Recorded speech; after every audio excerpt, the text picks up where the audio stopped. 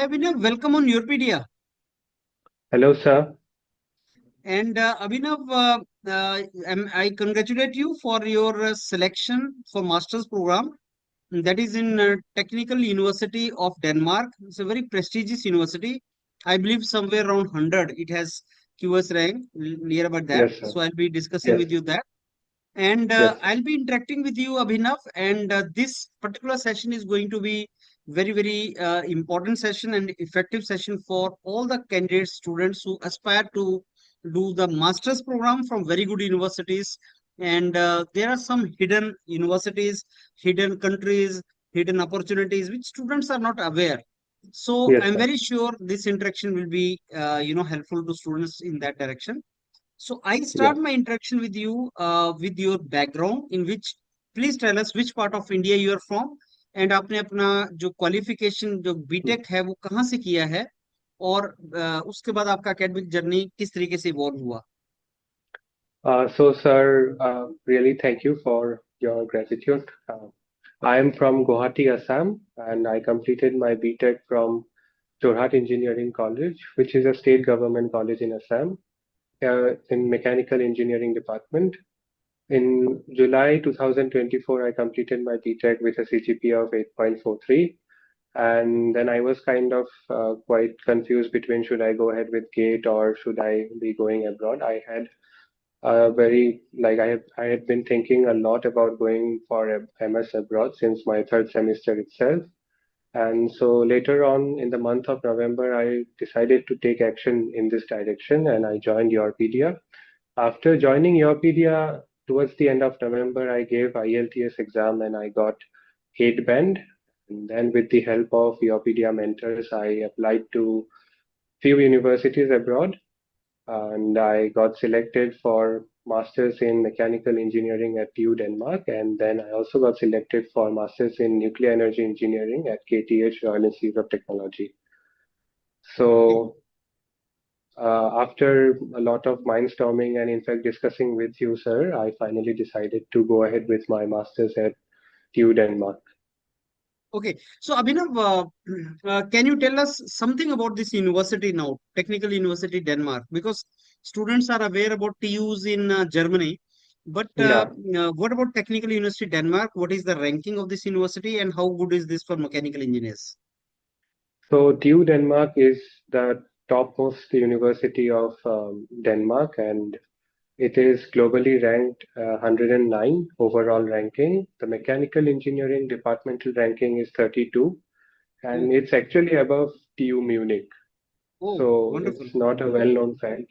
And Mm, electrical engineering is also quite good here. mm, Computer science is also quite good.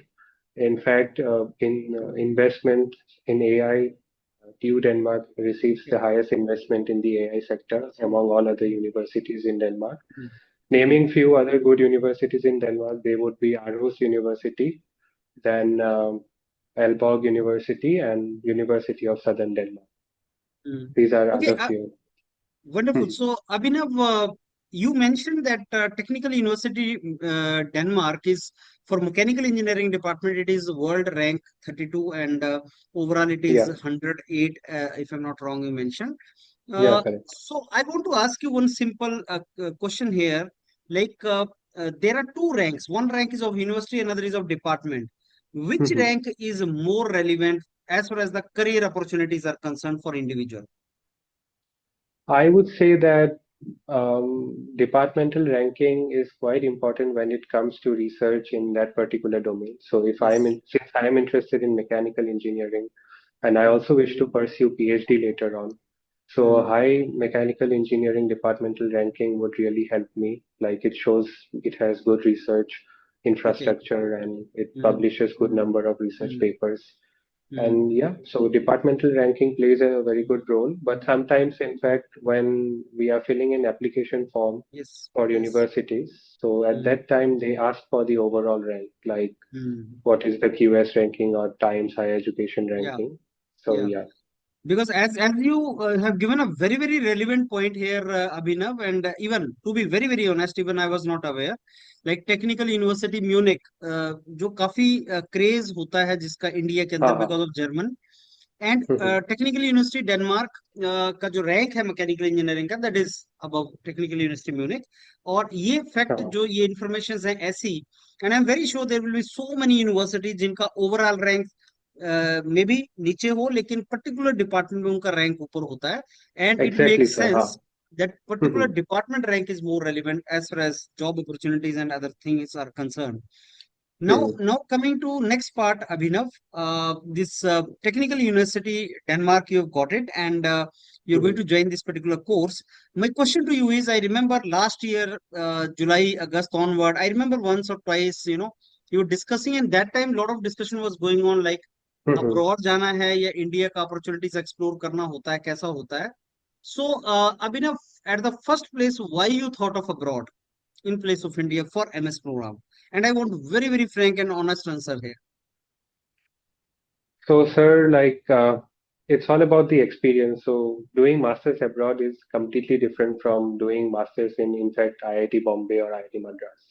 Hmm. In fact, from a university at a university like TU Denmark. In fact, even after getting the admission, I was quite like debating in my mind that what Hmm. should I do? Should I wait for a year, give gate, go to IIT Bombay or something like that, or should I take this opportunity? Yeah. I, in Hmm. fact, talked to a few professors at IITs and NITs, and they, in fact, advised me that this is like once in a lifetime opportunity, and you should definitely go ahead with it. You will not only be able to get an international atmosphere, but you will be working side by side with pioneers of that particular domain. So in Hmm. Denmark has done some pioneering work in the field of wind energy or maybe in the field of renewable energy Hmm. technology. And Hmm. I will be able to get first-hand experience with it. Like there is a company called Vestas, which manufactures the world's largest windmills or wind turbines. Okay. So, and it has industrial collaboration with TU Denmark. So I might even get a chance to maybe do internship in such a company. Obviously. So Hmm. from mechanical engineering perspective, I believe it's quite different from doing MTech in India. Hmm. Yeah, and that's the most important Hmm. Hmm. factor. Yeah, this is fact. International exposure and opportunity to do purposeful internship in world reputed universities, Yeah. and Hmm. career opportunities thereafter, global career. These are a couple of reasons why somebody should think of masters abroad. Now, Abhinav, I would like to ask you, technical university Munich, this Denmark, as you said, mechanical department is very, very reputed. Now, in this particular department, may I ask you, like, in mechanical engineering also there is a very, very vast domain. In mechanical Yeah. engineering, are you going to pursue specialization in particular domain? Like we have mechanical engineering with design, thermal, industrial Hmm. production. In which area you are going forward, and which specialization this university is famous for? So yeah, there are 4 or 5 specializations. Like there is a subject like product development, then solid mechanics, industrial fluid mechanics, energy engineering, and naval architecture. Okay. So TU Denmark is most famous for industrial fluid mechanics and solid mechanics mostly, and Mm, in fact for energy. But when we talk about energy, then there are some separate dedicated master's program in energy like sustainable energy engineering or mm, wind energy engineering master's degree program. So that would be it. Like if good, somebody is good. interested in energy related subjects, then they can Mm, pursue those energy related master's programs like wind energy or mm, maybe sustainable energy engineering. But mm, doing a master's in mechanical engineering gives you wider scope. Like you can work in different domains, maybe multidisciplinary projects, etc. mm, And mm. that becomes more helpful. Okay. Now, I mean, I'll ask you a couple of questions which normally will pop up the mind of students when they will apply abroad. First point is like, why Denmark? Why you thought of Denmark? Because you will be, agreeing with me that when we think of doing masters abroad and that too from Europe, we think of couple of countries only. And Denmark, I know, it's a wonderful country, even for living, but people are not much aware about it. So I want you to please tell us why you thought of Denmark and why Denmark is a good destination. So Denmark is great destination because now recently we have seen that there is a lot of immigration problem, like student visa crisis in different parts of the world. UK is also like they are shrinking the student visas. US is shrinking student visas. And if you apply to Germany, then you have to go through that. You have to first create an APS certificate, then you have to mm, apply through UniSS. But in Denmark, the visa process is, I would say, one of the most simple. You just have to show them your first semester tuition fee receipt along with your passport, copy of your passport, and one application which is called the ST1 form, which is mm, actually part of it is filled by the university, and later half you have to fill it. The student has mm, to fill in, mm, and that's it. And the entire thing it costs less than 50,000 rupees. So mm, around 50,000 rupees. So yeah, one of the most cost-effective visa application process, mm, and it's very time efficient as well. mm, Not a lot. There are not many students who are going to Denmark. So if you go to the visa office, you won't have to see a huge crowd, go through a huge mm. crowd. And another interesting fact is you don't have to take any health insurance, anything, because in Denmark, students get residence permit, and if you get a residence permit, then you are entitled to free healthcare. Okay. So that's one of the biggest benefits. Then another thing comes up, which is what happens after studying. So Mm, many countries give 6 months post-study work visa. Some countries give 1 year. Denmark gives you 3 years of work permit after completion of your master's, which mm, is like which is not available anywhere else in Europe. mm, mm. That's the biggest, most Okay. important factor regarding Mm, Denmark. mm. So this last point which you told, Abhinav, can you elaborate on that last point which you told? Work visa, I mean, after you graduate? So after completing masters, you get a fixed amount of time to find a job for yourself. In Germany, Mm. it's around 18 months. For Sweden, it's 6 months. But Okay. for Denmark, you get by default 3 years of work search visa. Oh, That wonderful. means you will be able to stay in Denmark without any problem for 3 years Okay. after completing your masters, and Mm-hmm. you will be able to find a job. So that is Mm, more than ample time for any student mm, to find a job. mm. And can you think of staying in that country for long or forever? I mean, you look for PR kind of things or citizenship kind of things. Yeah, I checked it out. Like PR is a little like it takes a little long. It takes around, I think, so 8 years Okay. to be generic, but there are some special provisions, I guess, which I am not very specifically aware of. Okay. But yeah, it Mm, takes a little long time. As far mm, as the language is concerned, for PR, they specifically ask for Danish language proficiency. But as far as I have come to know from different people staying in Denmark, Danish is not that important. You mm, can survive with English.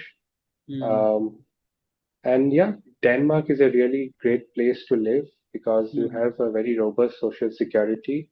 You mm, get different kinds of health benefits and mm. pensions, etc. Okay. Okay. So, Abhinav, as you mentioned, Technical University Denmark is the best university in Denmark. And I would like to ask you for Indian students who are aspiring to study in Denmark, beautiful country, small country, what are other universities which can be recommended? How many universities are there in which I can think of applying? Maybe if I don't get into Technical University of Denmark, Mhm. what other universities options are there for me? So there is another like Aarhus University. Yeah, Then we have University of Southern Denmark and Aalborg University. yeah. These are the universities which mostly students should target. Mm, And besides, I would say these are the most important universities okay, of Denmark. wonderful. Mm. Okay, now coming to Abhinav, the most important question. Let me tell Mhm. you, there are so many capable students in India. They want to study abroad, they want to go abroad. What stops them? One thing is the finance. Like how much money I need to spend and how shall I arrange that money? And even if I invest that much of money, if I arrange that money, what is the security that I'll get a job and I'll be in position to return that money? So these are a couple of things which stop students from exploring. I keep on talking with so many of my bright students, and that is the problem which I see face. Like students, why don't explore these options? So I request you to tell us very clearly, like from the scratch, how much money will be required till, as you mentioned about the visa, 50,000 or something. I'm sure when you have to write IELTS, you have to pay something, then you have to spend some more money. Till you land up in the university, how much money you have to spend? And to pursue and complete this course of, I believe, 2 years masters, how much money you have to spend? And total amount, and what are the opportunities thereafter? We'll see that total amount which will be required. So yeah, tuition fee for TU Denmark is somewhere between 25 to 30 lakhs for the 2 years. And the only thing, or I would say why Denmark is not that popular destination for international students is the cost of living. Denmark is quite costly. Like monthly rent would be around 70 to 80,000 Indian rupees. Okay. And after, if we take into account the like fooding or other recreational, etc., then you can take average maybe 90 to 1 lakh, 90,000 Indian rupees to 1 lakh Indian rupees Okay. monthly. So for 2 years, if we consider that you don't get a part-time job and you have to pay everything from your pocket, then we can consider 24 lakh rupees for your cost of living, plus another 25 to 27 lakhs for your tuition Tuition. fees. Mm. So yeah, you can consider average like approximately 50 lakh rupees might be required. Okay, so But that yeah, is when you do not have any money, right? Mm. yeah, that's everything from your pocket. But Mm. yeah, there are like Denmark has tuition fee waiver provisions. Like if you apply early, if you are a good applicant, if your profile is quite good, then you can get your tuition fee completely waived off, like Okay. 100% Mm. scholarship. Wonderful. But yeah, Mm. that is not that easy because like in my intake, there were around 2,000 students, international students, I guess, but only hardly 40, 50 students, I guess, they got this tuition fee waiver. Okay. So it's quite Mm. competitive. Mm. And besides that, I would say that if you can get a part-time job, then half of your problem is solved. Then the entire cost of living can be subtracted from this. Okay. Hmm. Mm. And how Then, difficult it is to get part-time job? so in Denmark, the another like factor is like Denmark is there are not that many international students in Denmark. Denmark is a small country, so getting a part-time job is not that difficult. It's Mm. I've talked with students who are already studying there, and all of them are doing some one or the other part-time jobs. In fact, Mhm. sometimes the university also awards teaching assistantships or research assistantships to students, and there are even other clerical jobs that students can participate in for which they will be paid hourly. And also there are internships also after 1 year or 1 year of the course. Like other Yeah, technical universities, you can do paid internship or something.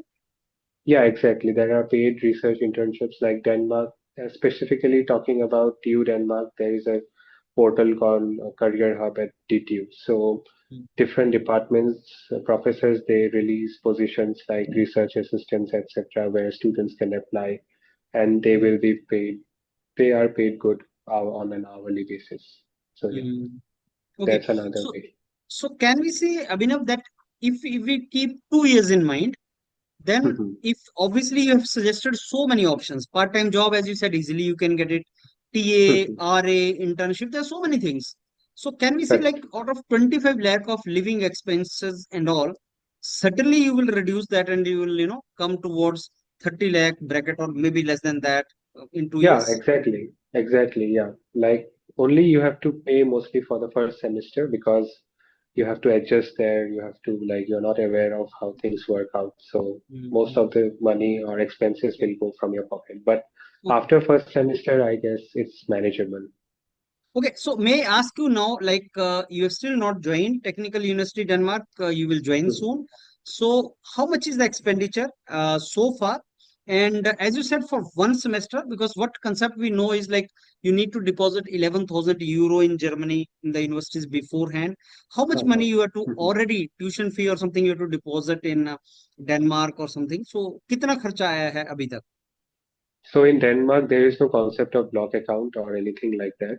So in fact, for the visa, you don't have to show any kind of financial statements, etc. Mm-hmm. if you are a fee-paying student. So Okay, you have to just for the first semester, then DTU charges 7,500 euro, which okay, is approximately around 7 lakh 20,000 Indian rupees. okay. And I also have taken a hostel at DTU, Mm, which costed me around 2,50,000, which is like the deposit plus the rent of first month. mm-hmm.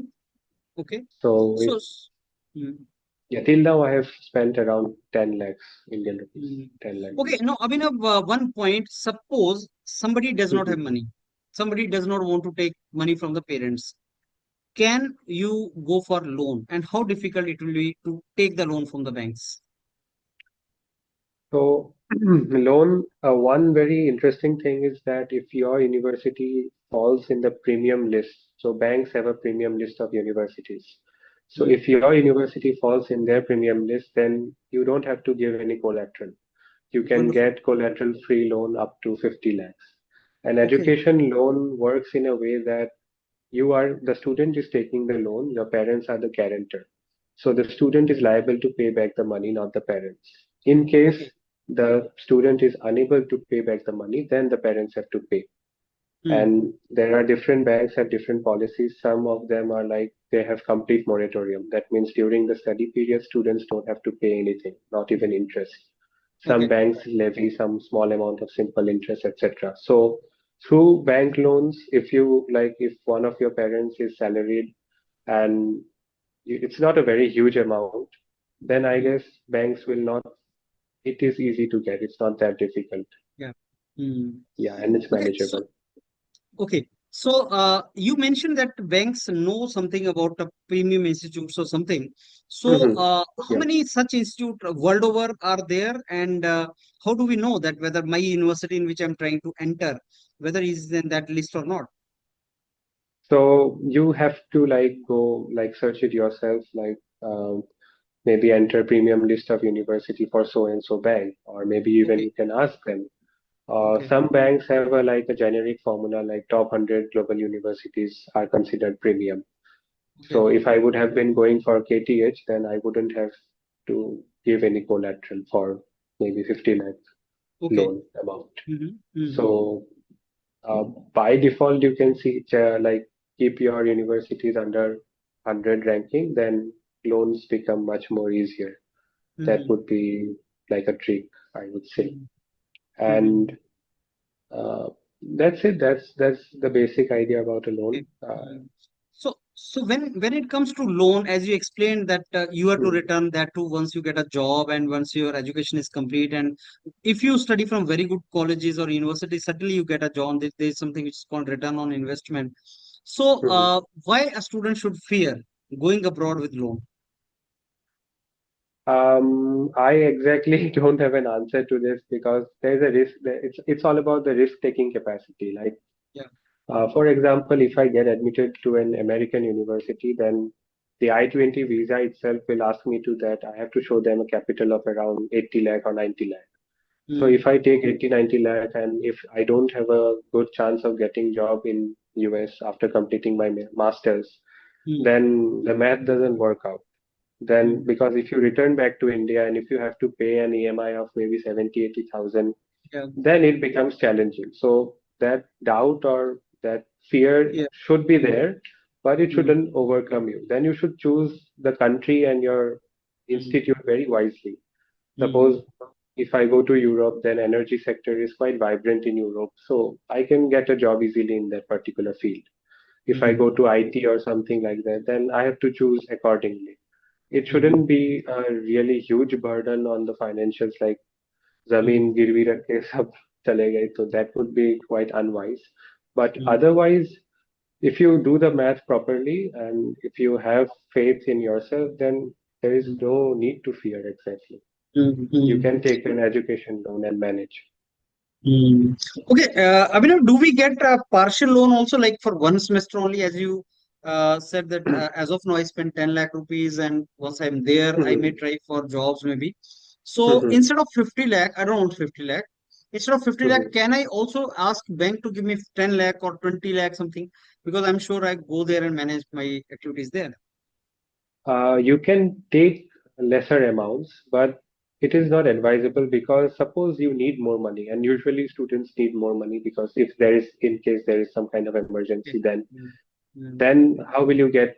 more money later Yeah. on. Suppose you sanction 25 lakhs, but now your requirement is 30 lakhs. Okay. Then you have to again come back to India and you have to get it sanctioned again, Start the which is, process again. Yeah.